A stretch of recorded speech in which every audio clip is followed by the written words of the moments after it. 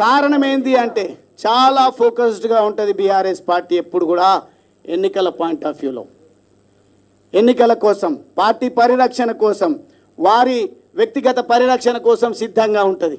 ఒకవేళ కనుక నేను నా ఆత్మీయులతోన ఒక్కరితో చర్చించినా నాకు తెలుసు ప్లాన్ బి సిద్ధంగా ఉంటుంది బీఆర్ఎస్ పార్టీలో.